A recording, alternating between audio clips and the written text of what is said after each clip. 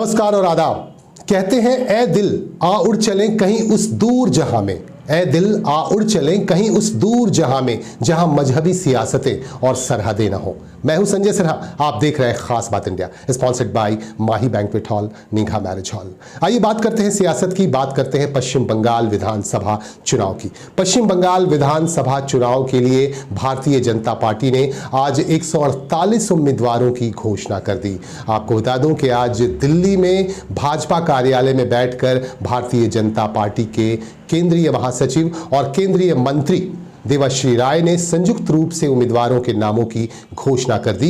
कुल 148 उम्मीदवारों के नामों की घोषणा कर दी गई। यहां 8 चरणों में चुनाव होना है, पश्चिम बंगाल में विधानसभा चुनाव होना है और इन 8 चरणों में होने वाले चुनाव के लिए भारतीय जनता पार्टी ने अपने उम्मीदवारों की घोषणा कर दी। आज 148 उम्मीदवारों की घोषणा की गई आज। और आपको बता दूं कि पश्चिम बंगाल से इस बार वैज्ञानिक, डॉक्टर्स और समाजसेवियों को स्थान दिया गया है, नए चेहरों को भी लाया गया है इस बार। हालांकि कई जगह से विरोध भी हो रही हैं, विरोध की खबरें भी हमारे पास आ रही हैं। आपको जानकारी दे दूं, एक और बड़ी जानकारी आपको दे दूं, भारतीय जनता पार्टी को एक बड़ी सफलता भी मिली है।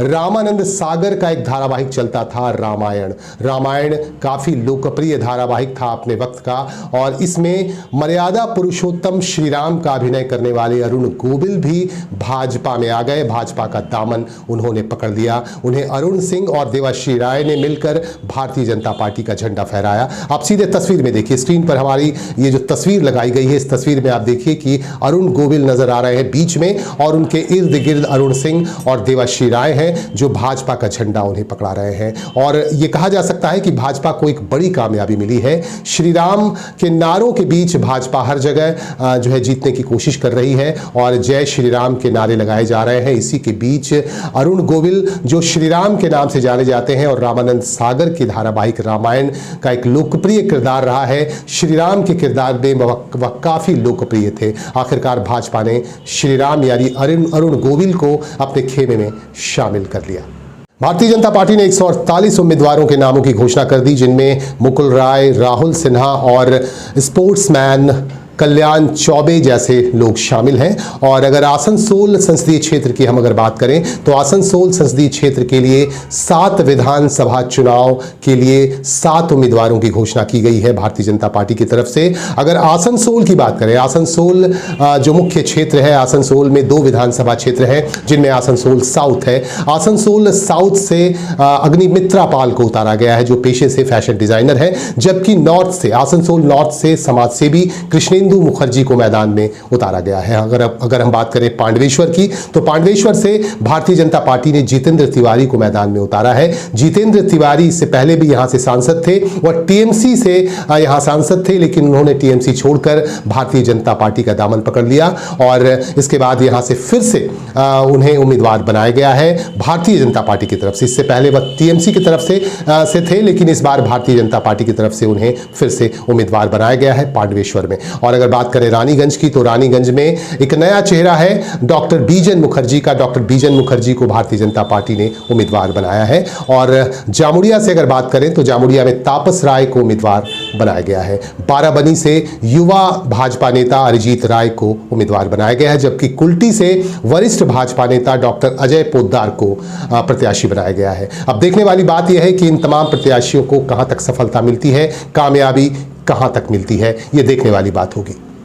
डॉक्टर बीजन मुखर्जी के समर्थकों ने उनका पुरजोर तरीके से स्वागत भी किया और इस संदर्भ में हमारे संवाददाता ने डॉक्टर बीजन मुखर्जी से बात की, जो भाजपा उम्मीदवार बनाए गए हैं। उनसे हमारे संवाददाता ने बात की और उनकी राय जाननी चाहिए। उन्होंने कहा कि जो लोग उनका विरोध करते हैं उनसे वह क्षमा चाहते हैं, क्षमा प्रार्थी हैं उनके, अगर उनसे कोई गलती हुई है तो वो उन्हें माफ करें। इस तरह की बातें डॉक्टर बीजन मुखर्जी ने कही। এ নিয়ে ওনাদের কাছে আমি আমার ক্ষমা চেয়ে নেবো, যদি কিছু মনে করে থাকেন বা কোনো কারণে আঘাত পেয়ে থাকেন আমি তাদের কাছে ক্ষমা প্রার্থী। বাস। আপনি যে প্রার্থী হলেন আপনি ভেবেছিলেন? ভাবিনি। আবার কিছুটা মানুষের যেমন আমি ডাক্তার হিসাবে সেবা করি, এই সেবাটাকে আরও একটু বেশি বাড়াতে পারবো, তার জন্য আমি ধন্যবাদ মোদিজির, অমিতজির। ওনাদের বক্তব্য আপনি নাকি টিএমসির মানে হয়ে ইয়ে করতেন, তো এই বিষয়টা কি হিসাবে? আজ পর্যন্ত কখনো আমি টিএমসি কিছুই করিনি। আপনাদের লোকরা বলছেন, আপনাদেরই লোকরা বলছেন। তারা হয়তো নিজেরাই টিএমসির লোক, তারাই সেজন্য বলছে। আজ পর্যন্ত কখনো আমি কোনো পার্টি করিনি, পার্টিতে নামও লেখাইনি, কখনো কিছু নেই। প্রথমবার আমি নাম লিখেছিলাম, দিলীপবাবুর হাত থেকে আমি ঝান্ডা নিয়েছিলাম, সেটা ডিসেম্বর মাসে রানীগঞ্জে। पश्चिम बंगाल में विधानसभा चुनाव को देखते हुए बयानबाजियां चल रही हैं। बहुत तेज गति से बयान पर बयान आ रहे हैं। नेता गण एक दूसरे पर आरोप लगा रहे हैं। एक तरफ तृणमूल कांग्रेस की तरफ से बयान आ रहे हैं, दूसरी तरफ भारतीय जनता पार्टी की तरफ से भी बयान आ रहे हैं। आज पुरुलिया में नरेंद्र मोदी ने एक जनसभा को संबोधित किया। जनसभा को संबोधित करते हुए यहाँ तृणमूल कांग्रेस पर जोरदार तरीके से हमला भी बोला। उन्होंने कहा कि पिछले 10 सालों में तृणमूल कांग्रेस ने यहाँ विकास का कोई भी काम नहीं किया है। अगर भाजपा की सरकार यहां बनी तो विकास की हवा बहेगी और विकास के काम होंगे, लोगों को रोजगार दिए जाएंगे। वहीं दूसरी तरफ ममता बनर्जी ने खड़गपुर में एक जनसभा को संबोधित करते हुए ये कहा कि हम बंगाल जीतेंगे, बंगाल जीतने के बाद दिल्ली को भी हिला देंगे। इस तरह की बातें ममता बनर्जी ने कही। ममता बनर्जी ने कहा कि नरेंद्र मोदी और भाजपा ने तृणमूल कांग्रेस के नारे की नकल कर दी है। परिवर्तन की बात तृणमूल कांग्रेस करती है, ममता बनर्जी करती है, लेकिन अब इसी बात की नकल की जा रही है भारतीय जनता पार्टी की तरफ से। भारतीय जनता पार्टी के नेता भी परिवर्तन की बात करने लगे हैं। इस तरह की बात ममता बनर्जी ने कही। उन्होंने अपने समर्थकों से कहा कि उन्हें पूरा विश्वास है कि इस बार हम किला फतेह करेंगे, बंगाल फतेह करेंगे और पूरी कामयाबी के साथ किला फतेह करेंगे, बंगाल फतेह करेंगे। इस तरह की बातें ममता बनर्जी ने खड़गपुर में आयोजित एक जनसभा के दौरान कही।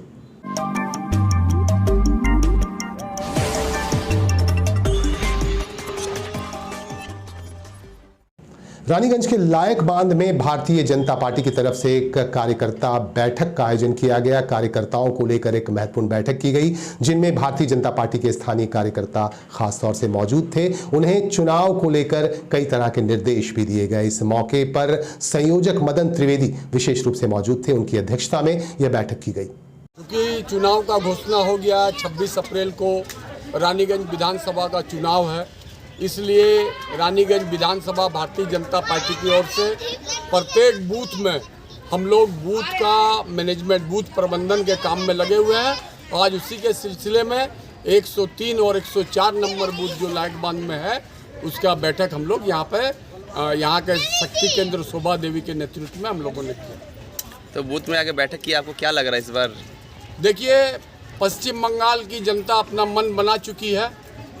वो पश्चिम बंगाल के कुशासन से, तृणमूली भतीजावाद से, चोरी से, कोयला लूट, बालू लूट, कट मनी, भू माफिया, चावल चोर से परेशान हो चुकी है और वो परिवर्तन चाहती है। आपका नाम और परिचय? मेरा नाम मदन त्रिवेदी, विधानसभा प्रभारी रानीगंज विधानसभा। बंगाल के जामुड़िया विधानसभा क्षेत्र से भारतीय जनता पार्टी के प्रत्याशी तापस राय ने आज पत्रकारों से बात की। उन्होंने आज से दीवार लेखन का सिलसिला शुरू कर दिया और प्रचार का काम भी शुरू कर दिया। इसी के बीच उन्होंने संवाददाताओं से बातचीत की। जामुड़िया में भाजपा कार्यालय में बैठकर उन्होंने पत्रकारों से बातचीत की और उन्होंने कहा कि उनका लक्ष्य है विकास। वह चाहते हैं सबका विकास हो और इसी के तहत वह काम करना चाहते हैं। और जामुड़िया में सबके समर्थन की बात भी तापस राय ने कही। লোকসভার মানুষ ট্রেলার দেখিয়ে দিয়েছে জামুরিয়ার। আমরা আশা করছি যে ফিল্মটা এখন বাকি আছে, পুরো ফিল্মটা যে লিডটা আমরা পেয়েছি তার চেয়ে আশা করি জামুরিয়ার মানুষ দ্বিগুণ ভোটে ভারতীয় জনতা পার্টিকে জেতাবে। জামুরিয়া যে কেন্দ্রে যাদের সরকার, তাদের সঙ্গে চিরজীবন ঝগড়াই করে যাবো না? কেন্দ্রের নেতৃত্বে যে সরকার চলছে, সেই ডবল ইঞ্জিনের সরকার পশ্চিমবঙ্গের প্রয়োজন। তাই জামুরিয়ার মানুষ এটাই ঠিক করেছে যে মোদিজির নেতৃত্বে যে দিল্লিতে সরকার, তার নেতৃত্বে পশ্চিমবঙ্গের যে সরকার হতে চলেছে, সেখানেও জামুরিয়া বিধানসভার জন্য ভাগিদারিত্ব থাকে, সেটাই জামুরিয়া মানুষ ঠিক করেছে। বলছি জামুরিয়া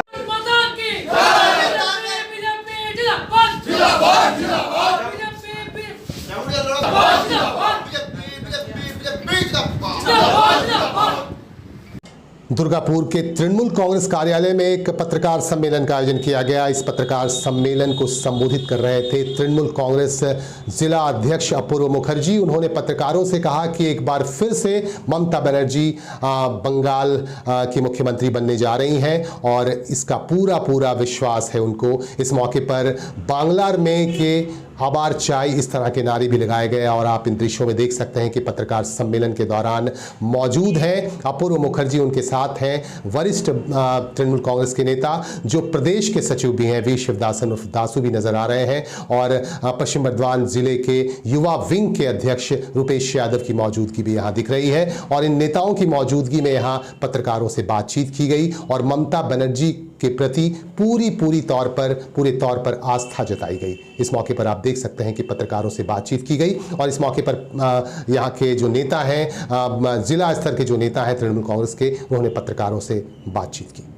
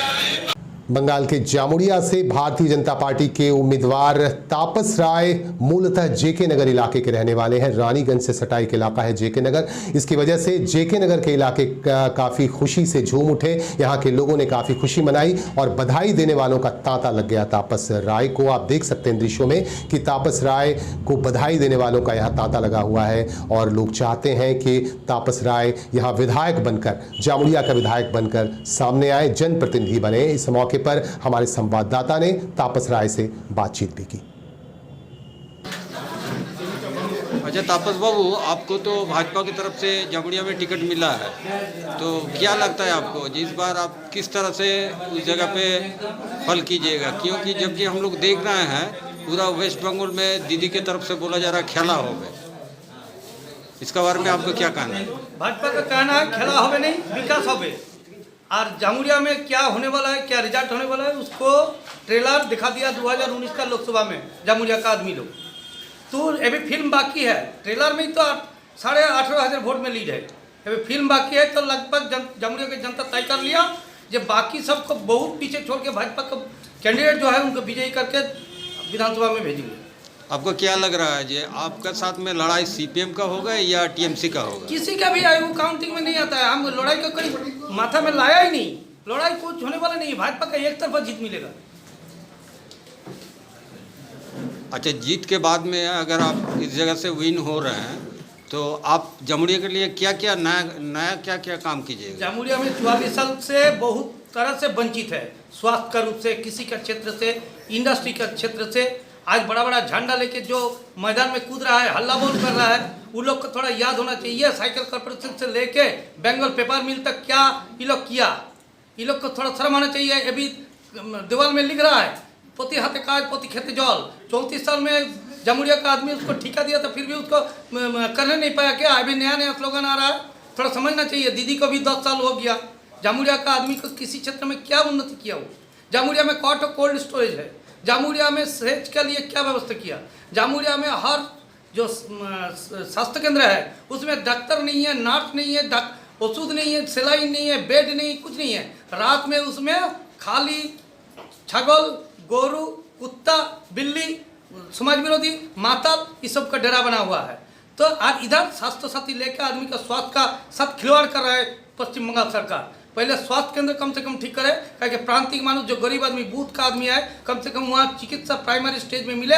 उसको बाद तो जो दीदी ने हर जिला में बोले थे मल्टीनेशनल सुपर स्पेशलिटी हॉस्पिटल हर जिला में बनाएगा, वो तो आप ही लोग के सामने है। बिल्डिंग खड़ा कर दिया, उसमें क्या है?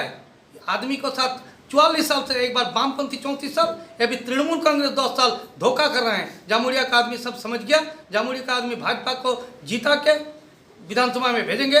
जामुरिया का 44 साल से जो वंचित रखा गया उसको लिए जामुरिया का जो विधानसभा से जब बीजेपी प्रार्थी जाएंगे, जामुरिया के आदमी के लिए पूरा पुरजोर वहाँ बुलंद आवाज़ बुलंद करेंगे, यही हमको कहना है।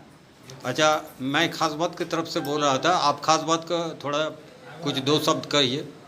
खास बात ये जो आज इंटरव्यू लेने आया, खास बात हम देख रहे हैं, फील्ड में काम कर रहे हैं, हमारा तरफ से खास बात का अभिनंदन। जो आप ऐसा काम करते रहिए, निरपेक्ष होकर काम करिए, यही हमको कहना है। Thank you. इन्हीं बातों के साथ हम लेंगे आपसे विदा और आपसे मिलते रहेंगे। आप अपनी बातें भी हम तक पहुंचाते रहें, अपने सुझाव हम तक पहुंचाते रहें। हमें इंतजार रहता है आपके सुझावों का, आपके विचारों का और आपकी राय का। इन्हीं बातों के साथ हम लेंगे आपसे विदा। हमें दीजिए इजाजत। नमस्कार।